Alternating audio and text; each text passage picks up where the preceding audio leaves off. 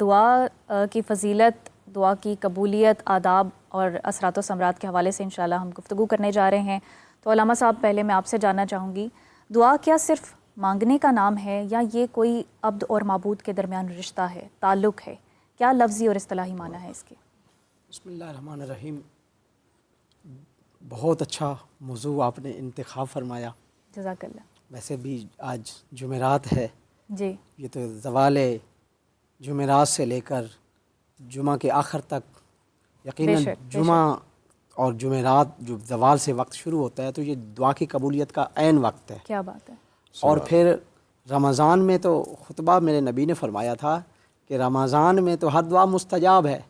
اور پھر سورہ مومن کی آیت نمبر 11 ہے، 40واں سورہ ہے، ادعونی استجب لکم، تو مجھے پکارو میں تمہاری دعا کو قبول فرماؤں گا۔ لفظ دعا قرآن مجید میں 215 دفعہ استعمال ہوا ہے۔ دعا یدو دعان و دعوتن، دعا کا معنی بھی پکارنا ہے، دعوت کا معنی بھی پکارنا ہے، بلانا ہے، دعوت دینا ہے۔ دعا حقیقت میں یہ ہے کہ عبد اور معبود کے درمیان ایک عظیم تعلق کا نام دعا ہے۔ کیا بات۔ اور جب ہمارا خالق بھی ہے، قدیم الاحسان ہے، ہمارا مالک ہے، ہمارا رازق ہے، ہمارا معبود برحق ہے، ہمارا محسن حقیقی ہے، تو اس سے جب ہم نے راز و نیاز کی باتیں کرنی ہیں تو یقیناً اس کے لیے خشوع و خضوع بھی چاہیے۔ خشوع و خضوع کسے کہتے ہیں؟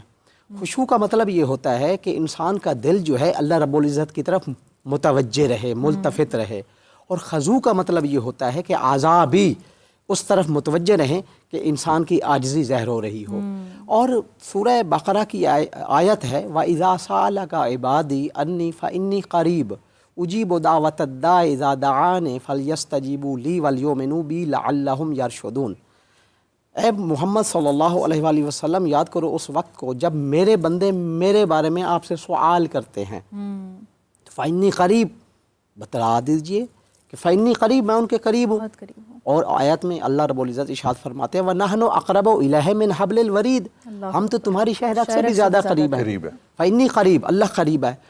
اجیب دعوت الداع اذا دعان فلیستجیبوا لی، پکارنے والا جب بھی مجھے پکارتا ہے تو میں اس کی دعا کو قبول فرماتا ہوں، اس کی پکار پہ لبیک کہتا ہوں۔ اور ایک جگہ پہ میں پڑھ رہا تھا جب بندہ یا اللہ 10 دفعہ کہتا ہے تو آواز آتی ہے رب جلیل کی طرف سے یا عبدی یا عبدی یا عبدی، اے میرے بندے بتا کیا چاہتا ہے۔ تو جب بندہ اللہ رب العزت کو 10 دفعہ یا اللہ کہہ کے پکارے تو ہر دعا مستجاب ہے۔ رمضان میں تو ویسے بھی اللہ جانتا ہے کہ بندے کی کیا ضروریات ہیں۔ ڈاکٹر صاحب، میں آپ سے جاننا چاہوں گی، سورہ فاتح میں اللہ تعالیٰ فرماتے ہیں اس کے علاوہ بھی کہ میں تو دلوں کا حال جانتا ہوں، تمہارے سینوں میں کیا ہے میں اس سے واقف ہوں۔ پھر دعا کی کیا ضرورت پڑتی ہے؟ بسم اللہ الرحمن الرحیم۔ دعا کی ضرورت تو دیکھیے، دعا بنیادی طور پہ ایک تعلق ہے اللہ اور بندے کا، یہ رشتہ ہے اللہ بندے کے ساتھ۔ آپ قرآن مجید میں جو پہلو دعا کے قرآن مجید زیر بحث لایا ہے، آپ ان کو ذرا غور سے دیکھیں، میں بھی ان کا جائزہ پیش کروں گا۔ تو آپ دیکھیے گا کہ تعلق کو بنانے کی جتنی صورتیں ہو سکتی ہیں، ایک عبد اور معبود کے درمیان یا دو محبوب لوگوں کے درمیان، ان تمام تقاضوں کو قرآن زیر بحث لایا اور دعا کے باب میں زیر بحث لایا۔ مثلا قرآن مجید نے فرمایا، سورۃ بقرہ سے شروع ہوتی ہیں، آیت نمبر 186، قرآن نے فرمایا کہ جب میرے بندے پکاریں تو انہیں بتا دیں کہ میں قریب ہوں۔ ابھی آیت پڑھی گئی، میں کون ہوں؟ قریب ہوں۔ تعلق کی پہلی شرط یہ ہے کہ محبوب کی قربت چاہتا ہے۔ جو محبوب دور ہے اس سے تعلق کیسے قائم ہوگا؟ تو اس نے فرمایا کہ میرا بندہ جب مجھے پکارے، بندہ پکارے اس کا مطلب ہے بندے میں طلب تو آ گئی ہے نا محبوب کی، جیسا بھی ہے، ہم جیسا گناہ گار بھی ہو تو طلب آ گئی، تو وہ کہتا ہے اس کو اب بھگانا نہیں ہے، اس کو میں قریب ہوں۔ تو تعلق سب سے پہلے قربت چاہتا ہے۔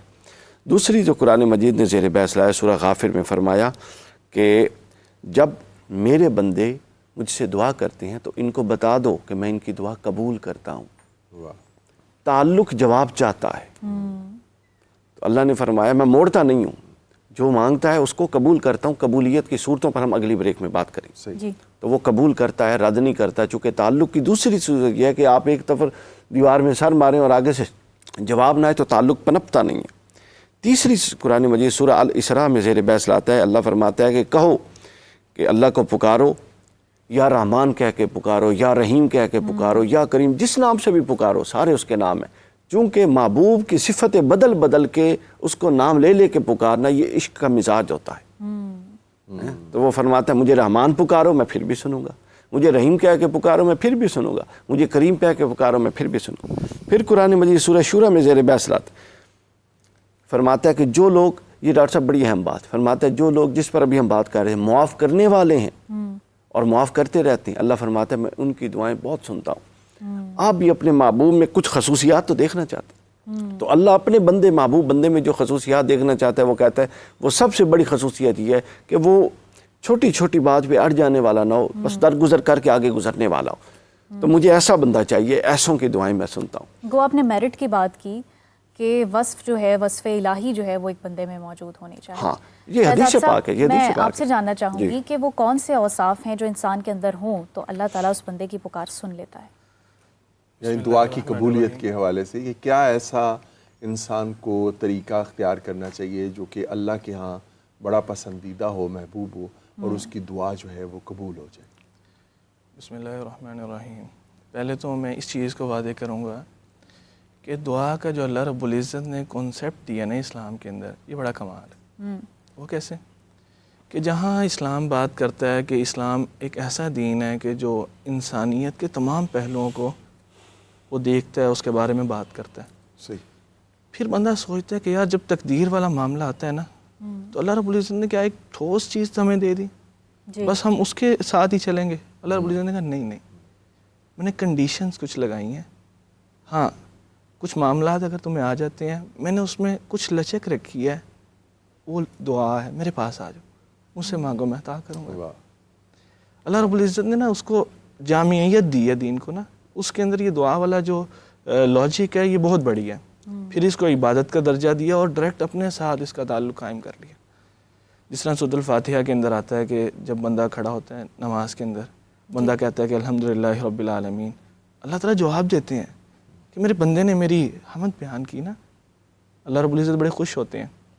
باقی جو ہم نے بات کی کہ بندے کے اندر کیا صفات ہوں, کیا اوصاف ہوں, نبی اکرم صلی اللہ علیہ وسلم کی احادیث کو دیکھیں اور رب العزت نے جو احکامات قرآن مجید کے اندر بیان فرمائے ہیں, تو سب سے پہلی جو چیز ہے کہ اللہ رب العزت سے جب بندہ دعا مانگے اس میں وحدانیت اللہ رب العزت کی مد نظر رکھے, اللہ رب العزت کی توحید مد نظر رکھے. صحیح. کہ یار میں نے ہاتھ اٹھائے ہیں, کس کے سامنے اٹھائے, کیا مجھے پتہ ہے میں کس کے سامنے ہاتھ اٹھا رہا ہوں, کیا جس کے ساتھ میں تعلق بنانے چاہ رہا ہوں اس کی قدر و قیمت کیا ہے. وقال ربکم ادعونی استجب لکم, اللہ رب العزت نے جہاں یہاں رب ہونے کا لفظ جو استعمال کیا نا, الوہیت کے اندر اللہ تعالیٰ کے ساتھ جو عبادات والا سلسلہ ہے نا وہ آتا ہے.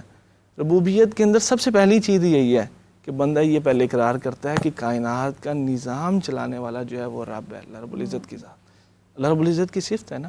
تو اللہ رب العزت نے دعا کے ساتھ اپنی یہ صفت کو بیان کیا تاکہ پہلے بندے میرے پاس آ دعا مانگنے تو مجھے پہلے جان میں ہوں کون, تاکہ تجھے پتہ لگے کہ میں کس کے سامنے ہاتھ اٹھانے لگا.